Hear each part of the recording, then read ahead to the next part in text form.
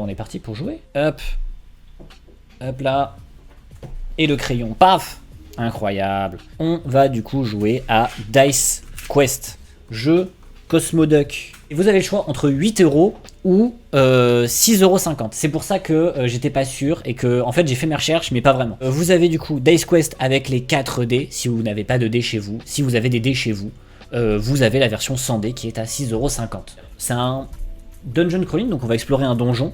On va se déplacer en fait dans un donjon qui va être généré aléatoirement au début de la partie. Et on va aussi créer notre perso. Donc on va avoir une des 4 races qu'on va pouvoir choisir, se faire ses stats. Et donc du coup voilà, on va avoir des stats donc qui vont être du coup le nom de notre perso, la vie, la force, le déplacement, enfin ou l'agilité on va plutôt dire, et l'intelligence. Et donc du coup on va faire notre perso. Et comme entre guillemets un peu comme Donjons et Dragons, on va lancer les 4 dés. On n'a pas le droit de 1 ou de 6, hein, donc si on fait des 1 et des 6 on les relance.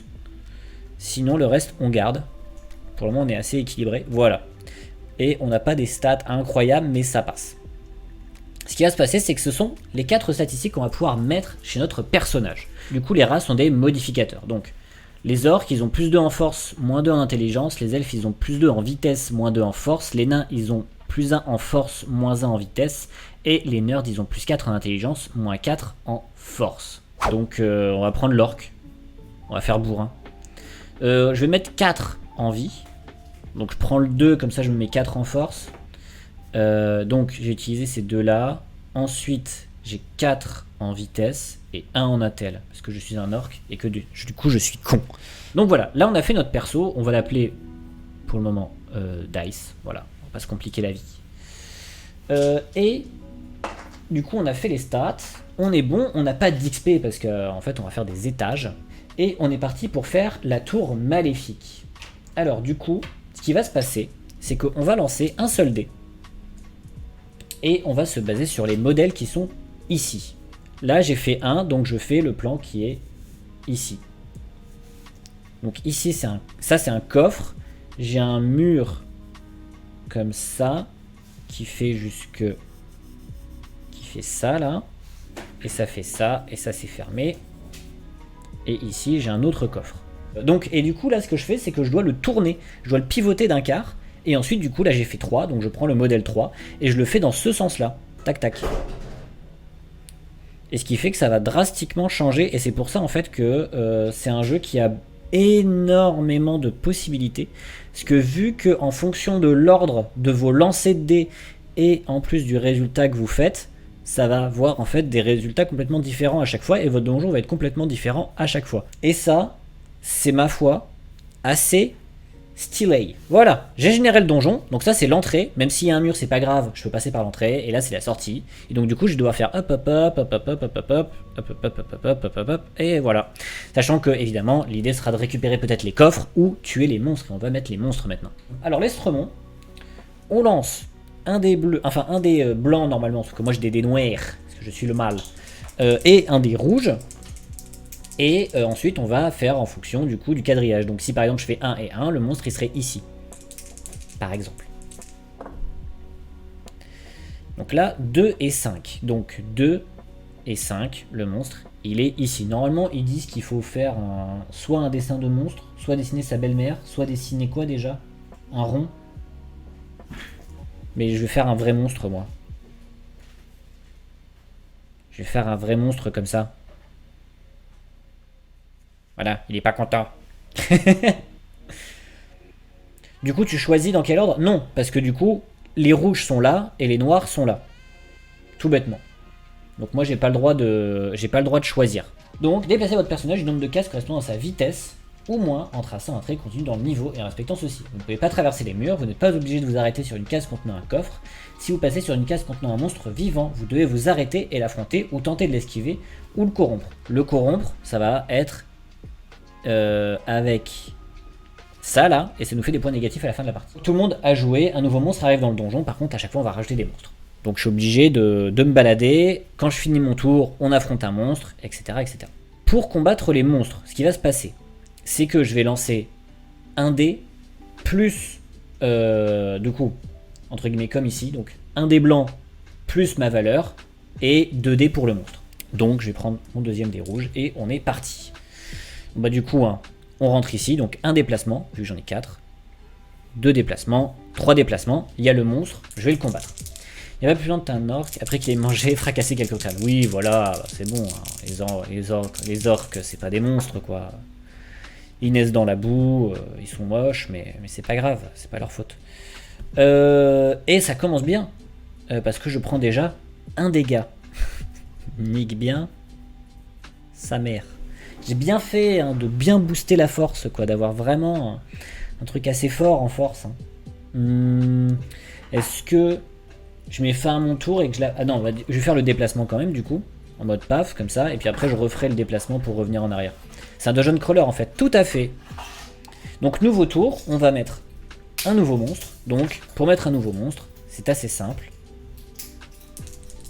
On lance 2 dés. 1, 2. Donc là je ne peux pas le mettre. Enfin non, c'est 2, 1, pardon. Donc si, je peux le mettre. Je vais revenir et je vais réaffronter le monstre. Ah bah voilà, là il est mort. Parce que j'ai 4 de force, plus 4 sur mon dé, et lui n'a fait que 4. Je le tue. Paf. Et hop là, une petite case. Évidemment, si je colorie du coup la 5e case, ça me fera 4 points de victoire. Et en plus, j'ai plus 1 d'XP. Ça veut dire qu'à la fin du niveau, je vais pouvoir du coup améliorer mon personnage. Donc j'ai fait un déplacement. 2, 3, 4. Nouveau tour. Encore bah 2 et 1, je ne peux pas. 1 et 2, je peux pas. Donc on retourne les dés. 6 du coup. Et 5.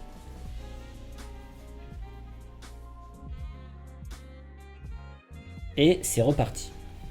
Donc, un mouvement, 2 mouvements. Casser sa gueule. Il a fait 7 et moi j'ai fait 9. Il est mort, pef. Le gros orc qui casse des gueules.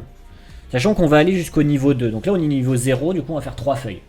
Ça donne quoi les coffres? Les coffres, si je les résous, donc en gros si par exemple là je réussis à l'ouvrir comme si je battais un monstre, je note la valeur la plus grande du dé dans la case trésor et ça me donnera de l'or que je vais pouvoir, donc de la fortune en général, hein, tout ça m'apportera de la fortune. Et du coup, ça me permettra en fait de, après, acheter par exemple du matériel qui coûte 20, ou sinon, donc cela, ou sinon, à la fin de la partie, ça me donnera mon niveau de réussite, qui est ici. Donc 0, 10, 11, 20, 21 à 30, etc. etc.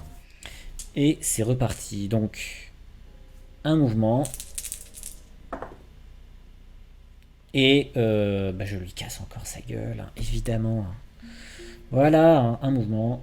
2 mouvements, 3 mouvements. T'as pas lancé de pari? Non, comme ça vous découvrez un peu le niveau. Et ensuite on lancera un pari après. Et je lui casse encore sa gueule. Pef! Oh oui, incroyable. Là on a buté 2 monstres. On est trop bien. Bon, j'ai pris un dégât. Je vais pas traîner je pense. Parce qu'après on a encore 2 monstres à se faire. Donc j'ai fait un mouvement. 2, 3... et 4. On a entendu queener, c'est tout. Ah ouais, ouais. Non mais c'est bien, hein, c'est suffisant. Hein. 6 et 6, égalité. Ah tiens. Ah, c'est supérieur ou égal. Yes. Tu laisses une trace de sang dans le donjon. Ah d'accord. Pas d'accord.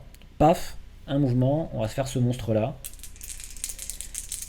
Même pas fini le premier niveau qui veut déjà tricher. Non mais vas-y là. Vas-y, j'ai déjà perdu 3 PV. Ah c'est super. Bah c'est super, bah je me casse. Donc un mouvement, 2 mouvements, 3 mouvements, 4 mouvements. Là il faudrait que je fasse un 5e pour terminer, donc on va rajouter un monstre, puis ensuite on va se casser. C'est là qu'il pop sur moi, et je meurs. 3 et 3. Il peut pas popper là. Donc on va les retourner. 4 et 4. Il peut pas, donc il y en a pas. Cher. Mais tu peux acheter une potion de soin. Ouais, bah elle coûte 20 balles la potion de soin, elle est pas donnée. Hein. Je me casse, voilà. Par contre je gagne un point d'XP. Donc ça, le point d'XP, on va le mettre en intel. Histoire d'avoir une chance d'ouvrir des coffres. Tu gagnes 10 plus 4, ouais c'est ça. Mais regardez, on va faire un nerd. On va tenter le nerd nul. Donc j'ai 1 en force. Donc je vais avoir 3 en vitesse. 6 6 en intel et 2 de vie. Je prends 2 claques, je meurs. Mais j'aime l'aventure. Tac, tac et tac. Ok, et la dernière salle. En vrai, les historiques, je kiffe. En même temps, ouais, j'avoue que c'est très cool. Et c'est hyper bien d'en mettre un peu partout. Allez, c'est parti pour les monstres. Là, vu notre situation, on en veut le moins possible. Hein. Donc, on va en mettre ici, du coup. Si c'est 1, tac, tac. Ah non, mais ça, c'est chiant. Lui, par contre... Lui, on le veut pas. Lui, il casse les couilles. Un peu moins avec les symétries. Ouais, d'accord.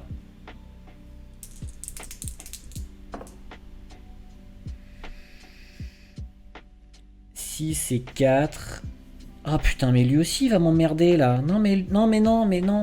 Je veux. Mettez des monstres sur des coffres là. C'est le dernier qu'on met 4 et 4. Non mais. Ah, ça c'est bien, il y a un coffre. Ouh, un monstre en moins, c'est déjà ça. Parce que n'oubliez pas, hein, je me prends 2 claques, je meurs. Hein. Et en plus, si le coffre il fait impair, je prends un dégât dans ma gueule. Automatiquement ou juste si je rate? Si vous n'y parvenez pas, c'est ça. Si j'y parviens pas. Donc ça va. Vu que j'ai déjà 6 d'intel, ça devrait aller. Oh, t'imagines l'enfer du mimique. Et bah le coffre, c'est un mimique déjà qui peut exploser. Et bah le coffre en plus, c'est un mimique. Donc un mouvement. Donc oui, non. Un mouvement comme ça. Un mouvement ensuite ici. Je fais le coffre. T'aurais pu t'appliquer sur les murs. Bon, ouais, ça va, j'ai pas une règle. Ouais, si vous voulez... On fait un live de 4 heures où je fais juste un donjon. Voilà.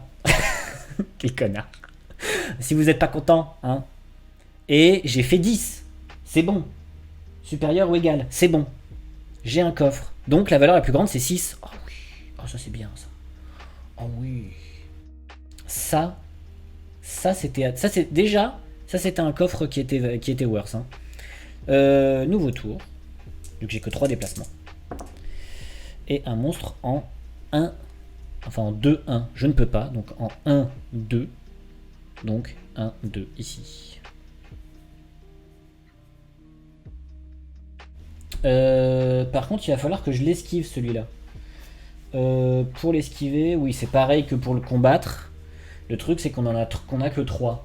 Sinon, je peux le soudoyer. Et dans ce cas, j'ai moins 3 de thunes. On va tenter déjà de l'esquiver au cas où. On se tente le truc. Donc paf. Il faut faire du coup 3 plus 1, donc ça fait 4, 9. Bah nick. Bah voilà, bah c'est super, j'ai plus qu'un PEV. J'ai un PEV. On est bien, hein.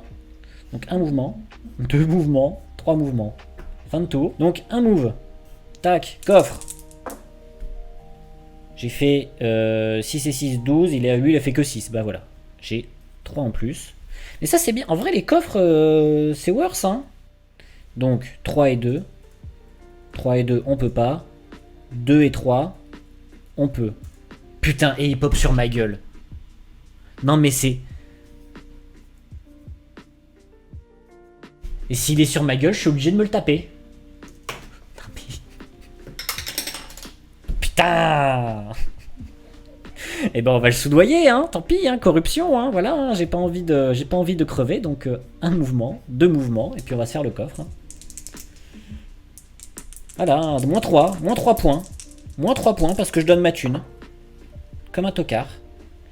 Et j'ouvre le coffre. Par contre, le coffre, il fait 2. Quelle valeur nulle.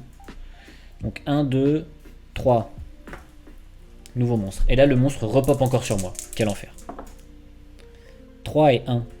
Ah bah ça c'est bien. Voilà, là où je suis déjà passé. Non mais c'est bien là où je suis déjà passé. 1, 2, 3. On ouvre le coffre. 11. Sauf que moi j'ai fait que 8. Je ne l'ouvre pas, mais ce n'est pas impair. Heureusement. Ce n'est que 6 et 5. Ça aurait pu être 6 et 6. Donc je ne prends pas de dégâts. Donc tout va bien. D'ailleurs, si j'ai pas... si j'ai raté le coffre, je peux plus le rouvrir. Hein. Il est scellé. Hein. C'est ça. Hein. Ah si, le coffre reste fermé. Vous pouvez relancer les dés au tour suivant. Ah bah oui. Moi je gagne 1 balle. Super. Super. Donc, un move, 2 moves, 3 moves. Putain, et tous les monstres qu'il y a, ça commence à pulluler. Hein. On a lancé l'alerte. 1, 2. Et c'est bon, on réussit parce qu'on fait 3 et 6, c'est égal, donc on gagne. Et on gagne 6 parce qu'on prend le meilleur score. Oh, oui.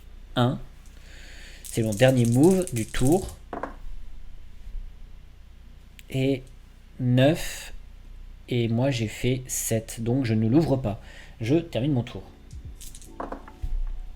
Et cette fois je l'ouvre, leur coffre à la con là. Tac, et du coup je fais 1, 2, 3, nouveau monstre. Et on va se casser. Hein. 5 et 1, bah oui, c'est bien. Voilà. Laissez-moi tranquille. 1, 2, 3. Je le corromps, hein. J'ai pas envie, j'ai pas que ça à faire. Voilà, vous savez quoi, j'ai pas que ça à faire. Moi je suis un homme pressé. Hein. Moi je balance de l'argent à la gueule des monstres. Mais cassez-vous. Allez-vous-en, voilà, me parlez pas. Et puis voilà. 5 et 3, ici, voilà, très bien. Tac, tac, et moi je sors. Paf. Yes. C'est l'heure du décompte. Donc, j'ai vraiment vidé le donjon, quoi. Donc, ce qui me fait 39 moins 6, 33. Bah, c'est très bien, ça. Si je dois donner actuellement 3 points positifs, 3 points négatifs sur le jeu. Alors bon, pour le moment, je m'amuse beaucoup. Ça fait longtemps que je m'étais pas autant amusé sur un jeu. Vraiment, hein. Genre là je prends vraiment du plaisir à y jouer et c'est pas avec tous les jeux que je prends beaucoup de plaisir comme ça. Alors premier point positif, la grande versatilité pour un roll and write. Dans le sens où tu peux faire vraiment plein de choses. Souvent roll and write ça tourne autour de tu fais globalement la même chose et juste t'as les cartes qui sortent différemment, mais tu t'organises un petit peu pour que ça se joue différemment, etc. Là, vu que tu as des trucs générés aléatoirement, des monstres qui pop aléatoirement, des builds que tu peux faire différemment à chaque partie, etc., ça rajoute vraiment un truc. Ensuite, autre petite chose, comment dire, un autre point positif, je pense, c'est la durée de vie du jeu. C'est-à-dire que tu peux, en plus du coup d'être très rejouable, et que tes parties sont différentes, tu as tellement de façons de jouer, que ce soit en solo, en disant on va faire le plus de niveaux possible, ou à plusieurs, où tu fais du coup un niveau, ou un total sur 2 niveaux, ou un total sur 3 niveaux, ou sur 4 niveaux, etc. Tu peux vraiment faire des trucs cool et vraiment te faire une histoire. Et en plus, tu peux te dire, je vais faire ce perso-là, je vais changer ma manière de jouer. Donc, franchement, je pense, durée de vie, c'est vraiment assez long. Et je pense j'ai pas le temps de voir le jeu tourner, enfin de voir le bout du jeu, je pense. Troisième point positif, ce serait son accessibilité. C'est assez simple à jouer quand t'as compris le truc. Après, c'est globalement tout le temps pareil, mais en fait, c'est ça qui est bien, c'est que vu que mécaniquement c'est tout le temps globalement pareil, mais que le jeu est différent parce que y a de l'aléatoire, c'est pas chiant, justement, ça marche bien. Enfin, ça se renouvelle bien, tout en ne te forçant pas à apprendre tout le temps de nouvelles choses et de nouveaux combos. Donc c'est simple au niveau du cerveau, tout en étant très divertissant, et ça marche très bien. Évidemment, par contre, même si un jeu est très bon et très agréable, il a des points négatifs. Ne l'oublions pas, et ce n'est pas pour le descendre, hein, c'est évidemment pour que les autres jeux, plus tard, deviennent encore meilleurs. Le monde du jeu de société ne fait que s'améliorer. J'aurais aimé, personnellement, des designs un peu plus jolis. Voilà. Ça, c'est le petit point négatif, c'est que peut-être, même si il y a des super refs, il y a des trucs qui sont très rigolos, notamment cet orc qui ressemble à... Je sais pas si vous... Ah non, vous n'allez pas le voir. Je vais vous le mettre là. Cet orc qui quand même a un air de déjà vu. Hein. On va pas se cacher. Il y a des trucs qui sont très chouettes comme ça. Mais peut-être qu'un peu plus de détails, un peu moins pictogramme, ça aurait été un peu plus cool. E-orc, c'est un peu ça, ouais. Peut-être qu'on aurait aimé. En fait, le truc, c'est que je vous dis que on rejoue beaucoup, mais en fait, on se dit, putain, ça aurait été tellement plus cool si en plus de tout ça, on avait pu avoir des items aléatoires et des trucs comme ça. Enfin, c'est assez... c'est le petit truc où on se dit, putain, on aurait tellement aimé avoir un peu plus d'items, de combos possibles ou genre un item spécial qui te dit quand tu fais une paire, ça te fait plus 2, etc.